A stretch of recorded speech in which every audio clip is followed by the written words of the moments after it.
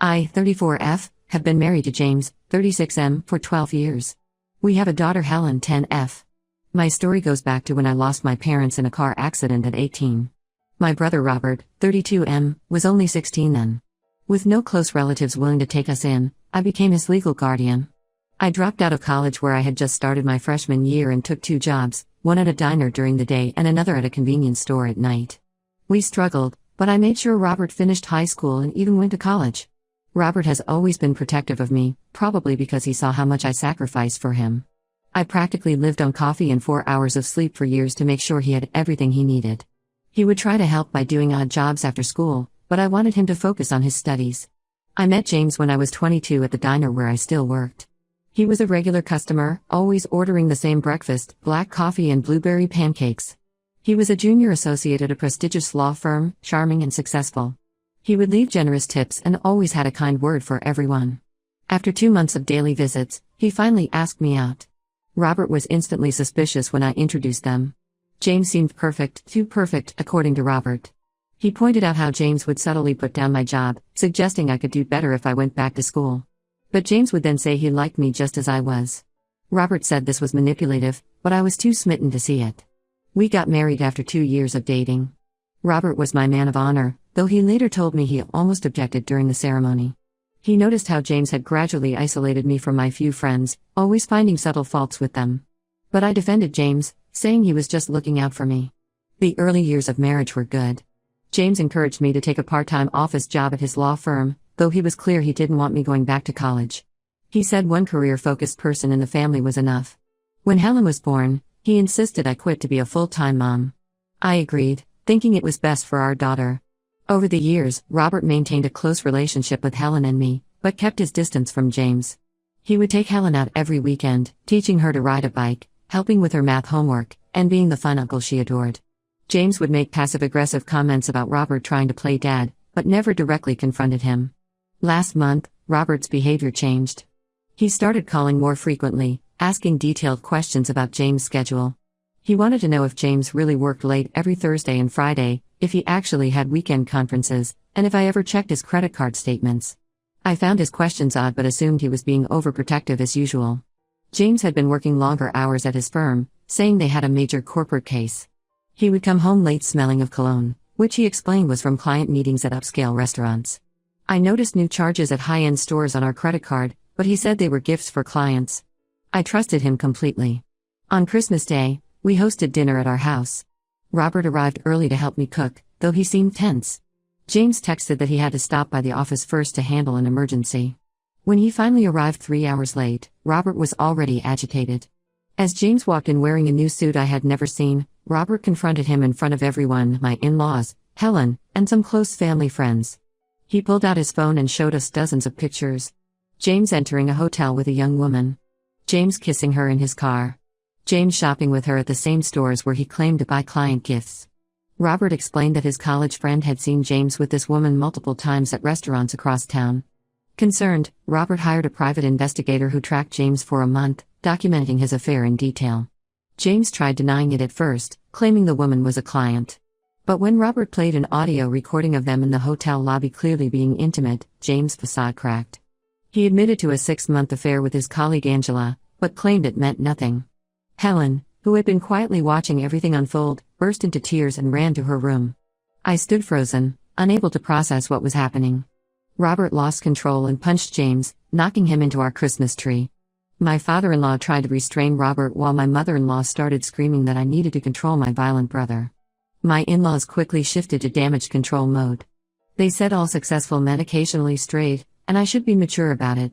My mother-in-law reminded me how lucky I was that James had married a waitress with no degree and given me a good life.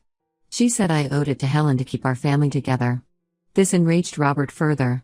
He revealed that James had done this before. 3 years ago, Robert had suspected James was having an affair with another lawyer at his firm, but couldn't prove it. He had seen them together multiple times, but James always had excuses. When Robert tried to tell me then, James convinced me my brother was jealous of our success and trying to cause problems. James kept apologizing, saying Angela meant nothing and he would end it immediately. He blamed work stress, said he felt neglected because I focused too much on Helen, then switched to saying he would do anything to save our marriage. His parents nodded along, telling me to think of how divorce would hurt Helen. I looked at my daughter's Christmas presents still unopened under the fallen tree, at the family dinner getting cold on the table, at my husband's lipstick-stained collar he hadn't noticed, and felt my whole world crumbling. I asked everyone to leave, including James. He tried to argue but Robert stepped between us, and James finally left with his parents. James has been staying with his parents, who keep calling to say I'm overreacting. Helen refuses to talk to him and cries herself to sleep. Robert wants me to divorce James immediately, offering to help with legal fees. I'm torn between my brother who sacrificed his youth helping me raise him and has always looked out for me, and my husband of 12 years who I thought I knew. I don't know if I can ever trust James again, but I'm terrified of being a single mom. I feel lost and don't know what to do. Update 1: the past 2 weeks have been a blur of tears, anger, and shocking revelations. Just when I thought things couldn't get worse, they did. James had been calling and texting constantly, switching between begging for forgiveness and blaming me for pushing him into Angela's arms. I blocked his number after he started showing up drunk at our house late at night. Then Angela, 28F, reached out to me through Facebook. Her message started with, "I know you probably hate me, but there's more you need to know." She claimed she met James at a firm happy hour 6 months ago. He told her he was separated and only living with me for our daughter's sake. According to him, we hadn't been intimate in years and were just keeping up appearances for his career. Angela sent me hundreds of screenshots of their conversations. Reading them felt like being stabbed repeatedly. James complained about everything: how I let myself go after having Helen, how I was boring and only talked about our daughter, how he regretted marrying someone so simple. He told Angela he was trapped in a loveless marriage with an uneducated waitress who got lucky. In their messages, James and Angela planned elaborate vacations using our savings. They had booked a Christmas trip to Paris, that's why he was late for dinner that day. He had been at her place exchanging gifts before coming home. Angela sent pictures of the expensive jewelry he bought her, jewelry I had seen charged to our credit card and believed were client gifts. When I confronted James about the messages, he came to our house crying. He admitted everything but blamed it on a midlife crisis. He said turning 36 made him question his life choices. Angela was young and exciting, she made him feel alive again. Then he dropped another bombshell: he had emptied our joint savings account of $45,000 over the past 6 months. I felt sick remembering how he discouraged me from checking our online banking, saying he had it under control. He spent our savings on hotels, gifts, and weekend trips with Angela. Money I had contributed to from my small inheritance when my parents died, money we were saving for Helen's college. That's when his facade finally cracked completely. Angela wasn't his first affair. There was Lisa, the paralegal from 3 years ago that Robert suspected. Before her was Michelle, a client's wife. And Karen, a junior associate who transferred firms. Each time he swore they meant nothing, just physical relationships during stressful periods at work. I called Robert crying after James left. He came over immediately and hugged me while I broke down. For years, he had tried to warn me about James' behavior, the late nights, the business trips that didn't match his court schedule, the way he flirted with younger women at firm parties. I had dismissed all of Robert's concerns, even accused him of trying to ruin my marriage out of jealousy. I contacted a divorce lawyer the next day. When James found out, his parents showed up unannounced at our house. They brought Helen an iPad and designer clothes, telling her that mommy is being unreasonable and daddy made a mistake but he loves us. My mother-in-law had the nerve to say I should be grateful James wanted to reconcile instead of trading me in for a younger model. Robert happened to be there and lost his temper. He told them their son was a serial cheater who stole our savings, and they were horrible people for defending him. My father-in-law threatened to cut Helen out of their will if I went through with the divorce. Robert literally pushed them out of the house and told them never to come back. The fallout has spread to our social circle. Most of our friends are from James' firm or his parents' country club. They're taking his side, saying marriage requires forgiveness and I'm being vindictive. One couple we've known for years told me that all men cheat and I should focus on why James strayed instead of playing the victim. Only Robert and my 2 closest friends from my waitressing days are supporting me. They've been taking turns staying with us since James still tries to show up unannounced. Helen is struggling badly. She overheard enough on Christmas to understand her father betrayed us, but she's too young to process it all. She's started having nightmares and her grades are dropping. I found her crying over old family photos yesterday. I enrolled her in therapy using Robert's insurance since James canceled our family coverage when I refused to let him move back home. The therapist says Helen feels abandoned and betrayed, not just by James but by her grandparents who are trying to buy her loyalty. Angela keeps messaging me with more details about their affair. Apparently, James told everyone at his firm that we were separated, which explains why no one ever warned me. He took her to firm events and client dinners, parading her around while I sat at home thinking he was working late. She claims she's telling me everything because she feels guilty, but I think she's just angry he won't leave me for her like he promised. I don't know how I'll manage financially. I haven't worked in 10 years and have no degree. Robert offered to help with bills until I get back on my feet, but I hate depending on my little brother again after all these years. James is already threatening to fight me on alimony and child support, saying I should get a job instead of trying to live off him. Sometimes I lie awake wondering how I missed the signs for so long. Other times I'm angry at myself for not listening to Robert years ago. But mostly I'm terrified of starting over at 34 with a traumatized child and no real work experience. I know I can't take James back after all his lies, but I'm scared of what comes next. Update 2: What I discovered last week changed everything.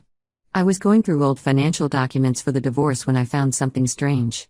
There were large transfers from James' work account to our joint account, followed by immediate withdrawals to unknown accounts. The amounts were irregular but substantial, $10,000 here, $15,000 there. Robert works in forensic accounting, so I asked him to look at the documents. After reviewing them, his face went pale. He explained that these were transfers from his law firm's client trust accounts, where they hold money for settlements and escrow. James had been stealing from his clients for years, using the money to fund his affairs and maintain his lifestyle. The documents showed a clear pattern. James would transfer money from client accounts to ours, then quickly move it to secret accounts or withdraw it in cash. He covered his tracks by falsifying client billing records and settlement statements. Robert estimated he had stolen over $200,000 over the past 5 years.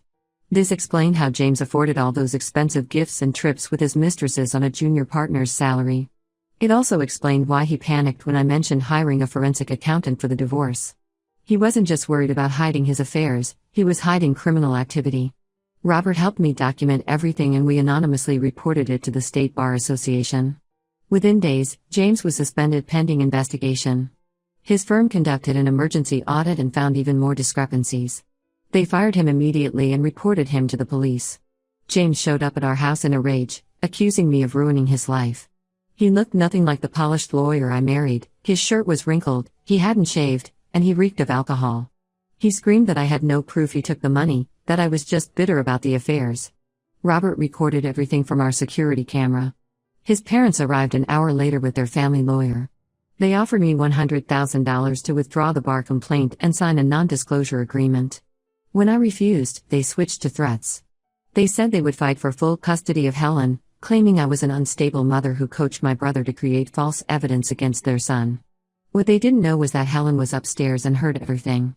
She came down and confronted her grandparents, asking why they wanted to help Daddy hide that he stole money. My mother-in-law tried to hug her, saying adults sometimes do complicated things for love. Helen pushed her away and told them she never wanted to see them again.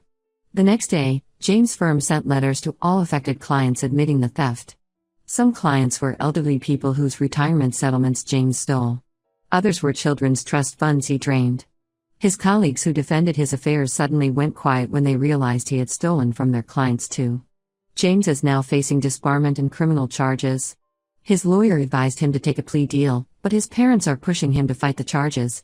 They're more worried about their reputation at the country club than the people their son stole from. My mother-in-law had the nerve to send Helen a letter blaming me for destroying our family by reporting James instead of handling it privately. Helen has stopped asking to see James. She told her therapist she's angry that he stole money meant for other kids. When he tried calling her, she refused to talk to him. He blamed me for turning her against him, but she told him she had heard enough herself to know what kind of person he is. Some mutual friends have started reaching out to apologize. They admit they dismissed the affairs because James was so respected at work. Now they see he was living a complete lie. One friend confessed she had suspected something was wrong with the firm's accounts but didn't want to believe James could do something so unethical. Robert says I should feel vindicated that everyone finally sees James for who he really is. But mostly I feel foolish for not seeing it myself sooner. All those expensive gifts, the lavish trips with his mistresses, the way he always handled the finances, the signs were there. I just didn't want to see them. The divorce proceedings have accelerated given the criminal charges. James' lawyer hinted that he might agree to my terms just to avoid more scrutiny of his finances. His parents have stopped threatening to fight for custody now that Helen openly refuses to see them. Their perfect family image is shattered and they're more concerned with damage control than actually helping their son face consequences. Update 3: The last 6 months have brought major changes to our lives. The divorce was finalized faster than expected because James took a plea deal. He's been disbarred and is serving a 3-year sentence for theft and fraud. His parents finally stopped harassing us after the sentencing, though I heard they've moved to Florida to escape the local gossip. Angela reached out one last time to tell me James had promised to marry her once his divorce was final. She was shocked to discover he had spent her money too. Apparently, he convinced her to invest in a fake real estate project. When his accounts were frozen during the investigation, she realized the money was gone.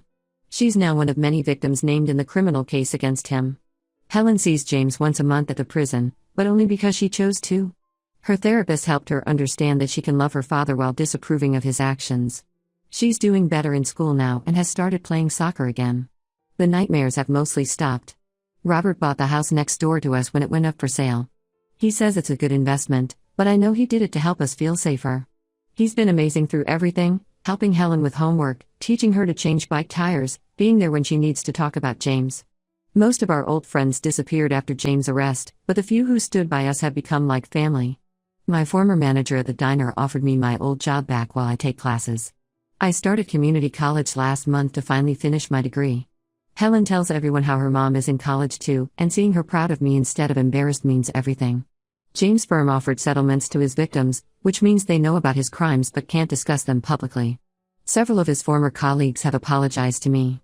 One partner admitted they had concerns about James' expense reports for years but looked the other way because he brought in big clients. His parents made one last attempt at reconciliation, sending Helen a guilt-ripping letter about forgiveness and family loyalty. She wrote back telling them real family doesn't help cover up crimes or try to blame innocent people. I've never been prouder of her strength. The house next door to Robert's is for sale now. The realtor mentioned James' old mistress Lisa lives nearby with her husband, the same Lisa from his first affair that Robert had warned me about. Apparently, she tried reaching out to James in prison but he refused to see her. Guess she's not so special anymore either. I've stopped feeling embarrassed about how long I stayed blind to James' lies. Some people still say I should have worked harder to save my marriage, that Helen needs her father. But I know we're better off without his constant deception. Helen has Robert as a positive male role model, and I'm finally living honestly instead of maintaining James' perfect family facade. Last week, I ran into my mother-in-law at the grocery store.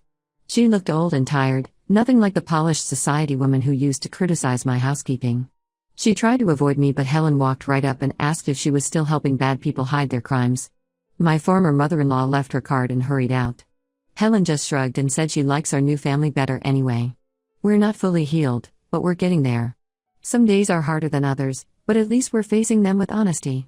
James can keep his lies and his prison sentence. Helen and I have built something real and strong, and that's worth more than any fake perfect life.